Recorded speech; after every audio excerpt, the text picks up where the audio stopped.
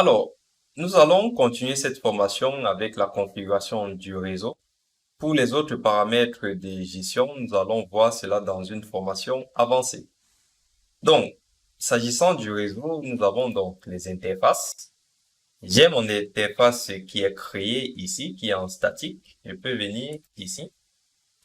Je peux modifier du coup mon adresse IP. Vous voyez ici, je ne peux plus passer en DHCP. Nous sommes en statique parce que j'ai configuré cette interface en statique en ligne de commande.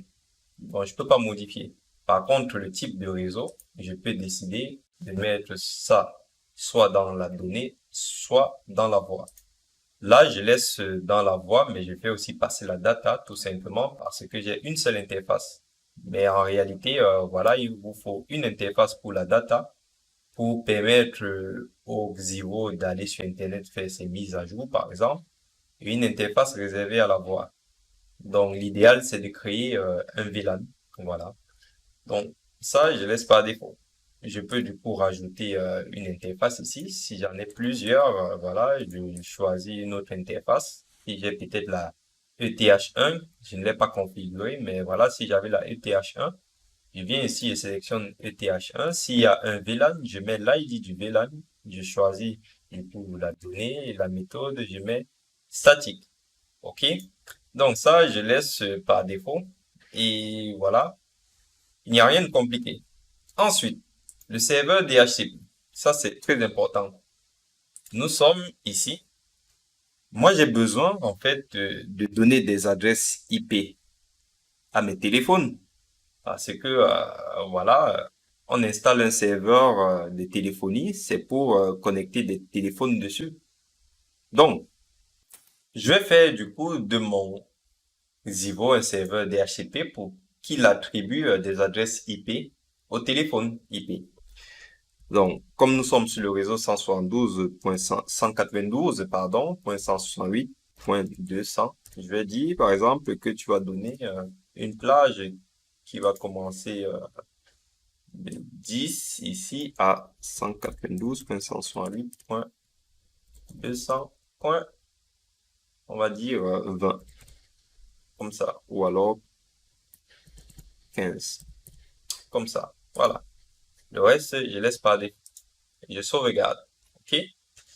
Vous voyez que lorsque vous sauvegardez, ici, ça passe en vert. Il vous dit appliquer les modifications au réseau. Ça veut dire que comme j'ai fait une modification au réseau, il faut que j'applique la modification ici.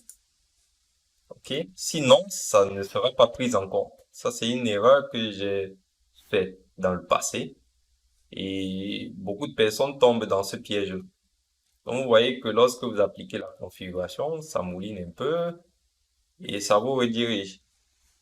Donc, pensez à ne pas oublier cela parce qu'il y a beaucoup de gens qui oublient cela. Et là, vous voyez, comme j'ai fait des modifications système, j'ai changé, j'ai créé les utilisateurs, etc. Il faut aussi faire une application de modification système. OK? Donc, vous voyez, il a bien généré le fichier de configuration. Tout est OK.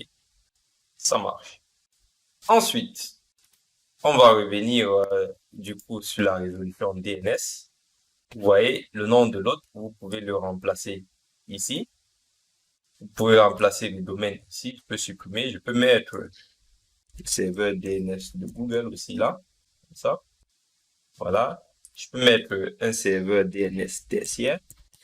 Comme ça. Et je mets une description. OK. Vous pouvez faire une recherche de nom d'autres si vous avez connecté votre serveur Xero. Enfin, si vous avez un serveur DNS dans votre entreprise, vous pouvez directement faire des résolutions de nom. Alors ça, c'est pas important. OK? Et ensuite, vous avez la messagerie. Donc ça, je peux déjà sauvegarder. Et là, j'ai ma messagerie. Donc, pour le nom de la messagerie, je vais mettre Xero. Alors, ça, c'est pour l'envoi de mails. Par exemple, si quelqu'un tombe sur votre messagerie vocale, vous allez peut-être recevoir un message vocal sur votre téléphone.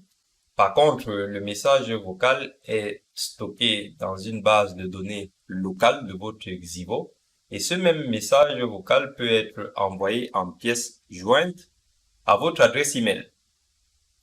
Donc, pour que vous puissiez recevoir votre message vocal sur votre adresse email, il vous faut un serveur SMTP. Alors, moi, je peux utiliser le serveur SMTP de Google. Donc, je viens ici, je fais serveur SMTP. Je tape la liste. Serveur SMTP Google. Voilà, comme ça. Hop.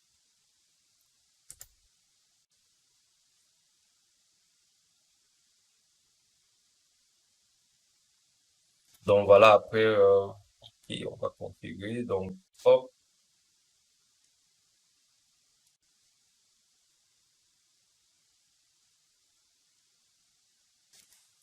Allez. Donc, voici un serveur SMTP. Je le prends là, comme ça. Hop. Je viens ici. Hop. Je mets là. OK. Et là, je sauvegarde. Et voilà. Vous avez vu comment on configure le réseau. Alors, il y a d'autres paramètres qu'on peut rajouter ici hein, pour le formatage. Ça, on verra ça aussi. Ne vous inquiétez pas. Et puis, pour tout ce qui est basique, vous avez donc vu comment on configure le réseau dans Xivo. Je vous remercie d'avoir suivi cette petite vidéo et je vous dis à tout de suite.